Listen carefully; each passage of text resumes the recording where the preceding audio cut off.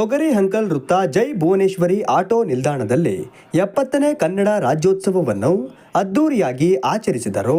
ಶಾಸಕ ಎಚ್.ಡಿ. ತಮ್ಮಯ್ಯ ಅವರು ಧ್ವಜಾರೋಹಣ ನೆರವೇರಿಸಿ ಕಾರ್ಯಕ್ರಮಕ್ಕೆ ಚಾಲನೆ ನೀಡಿದರು.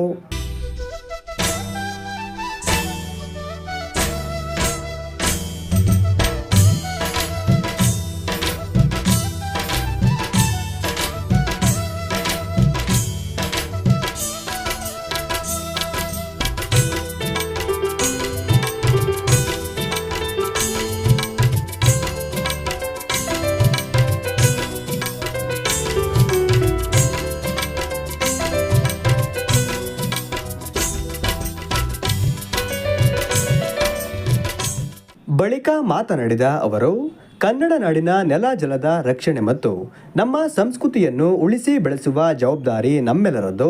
ವ್ಯಾವಹಾರಿಕವಾಗಿ ಇತರ ಭಾಷೆಗಳನ್ನು ಬಳಸಿದರು. ಕನ್ನಡ ಭಾಷೆಯನ್ನ ನಾವು ಯಾವತ್ತೂ ಮರೆಯಬಾರದು ಎಂದು ಹೇಳಿದರು. ಎಲ್ಲರೂ ನಮ್ಮ ಮಾತೃಭಾಷೆಯನ್ನು ಉಳಿಸಬೇಕು, ಜೊತೆಗೆ ನಮ್ಮ ಮನೆಯಲ್ಲಿ ನಮ್ಮ ಮಕ್ಕಳಿಗೆ ನಮ್ಮ ಮಾತೃಭಾಷೆಯನ್ನ ಕಲಿಸಬೇಕು. ನಾನು ಹೇಳೋದು ಯಾವಾಗಲೂ ನಮ್ಮ ಮಾತೃಭಾಷೆ ನಮ್ಮ ಜೀವ, ಮಾತೃಭಾಷೆ ನಮ್ಮ ಜೀವ. ಆದ್ರೆ ಆಂಗ್ಲ ಭಾಷೆ ಯಾಕೆ ಕಲಿಸ್ಬೇಕು ಅಂತ ಹೇಳಿದ್ರೆ ಅದು ಬದುಕಿಗಾಗಿ.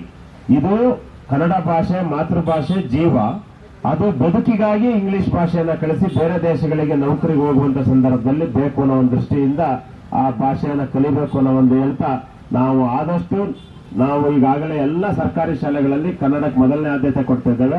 ನಗರಸಭೆ ಸದಸ್ಯರಾದ ರೂಪಾ ಕುಮಾರ್ ಅವರು ಮಾತನಾಡಿ, ಕನ್ನಡ ನಮ್ಮ ಅಸ್ಮಿತೆ, ನಮ್ಮ ಭಾಷೆ ಮೇಲಿನ ಅಭಿಮಾನ ಹೆಚ್ಚಿಸಿಕೊಂಡು ಮನದಲ್ಲಿ ಆರಾಧಿಸಬೇಕು.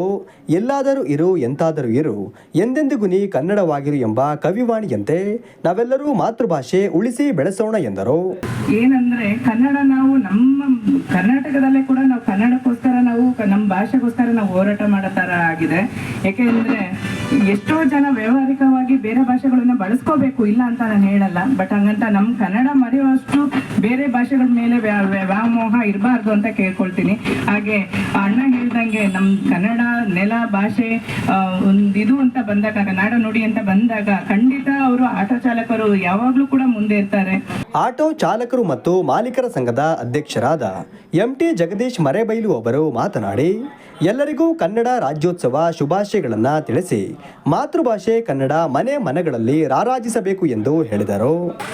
ನಾವುಗಳು ಕನ್ನಡಕ್ಕೆ ಧಕ್ಕೆಯಾದ ಸಂದರ್ಭದಲ್ಲಿ ನಮ್ಮ ಆಟೋ ಚಾಲಕರು ಮತ್ತು ಮಾಲೀಕರುಗಳು ಯಾವುದೇ ಅವರ ಸಂತಸ ದುಃಖಗಳಿಗೂ ಎಲ್ಲ ಬದಿಗಟ್ಟಿ ಅವರು ಕನ್ನಡ ಹೋರಾಟಗಳಲ್ಲಿ ಹಾಗೂ ಈ ನೆಲ ಜಲಕ್ಕೆ ತೊಂದರೆ ಆದ ಸಂದರ್ಭದಲ್ಲಿ ಹೋರಾಟ ಮಾಡ್ತಾರೆ.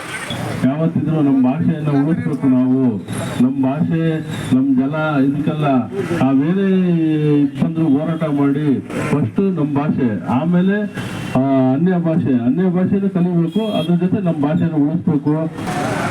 ಈ ಕನ್ನಡ ಬಳಸ್ತಾ ಇರೋದು ಯಾರಂದರೆ ನಮ್ಮ ಆಟೋ ಚಾಲಕರು ಮಾಲೀಕರು, ಕನ್ನಡ ಉಳಿತಾ ಇರೋ ಆಟೋ ಚಾಲಕರು ಮಾಲೀಕರೇ.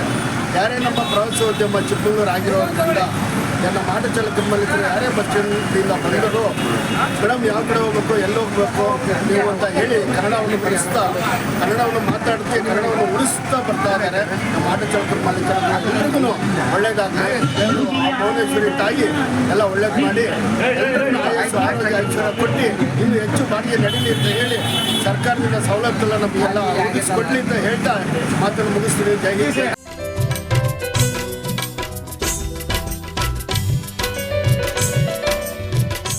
ಕಾರ್ಯಕ್ರಮದಲ್ಲಿ ಸಂಚಾರಿ ಪೊಲೀಸ್ ಠಾಣಾಧಿಕಾರಿ ಧನಂಜಯ್, ನಗರಸಭೆ ಸದಸ್ಯರಾದ ಪರಮೇಶ್ರಾಜ್, ದೇವರಾಜ್ ಅರಸು, ಕಲಂದರ್, ದಿನೇಶ್ ಹಾಗೂ ಇನ್ನಿತರ ಪದಾಧಿಕಾರಿಗಳು, ಕಾರ್ಯಕರ್ತರು ಉಪಸ್ಥಿತರಿದ್ದರು.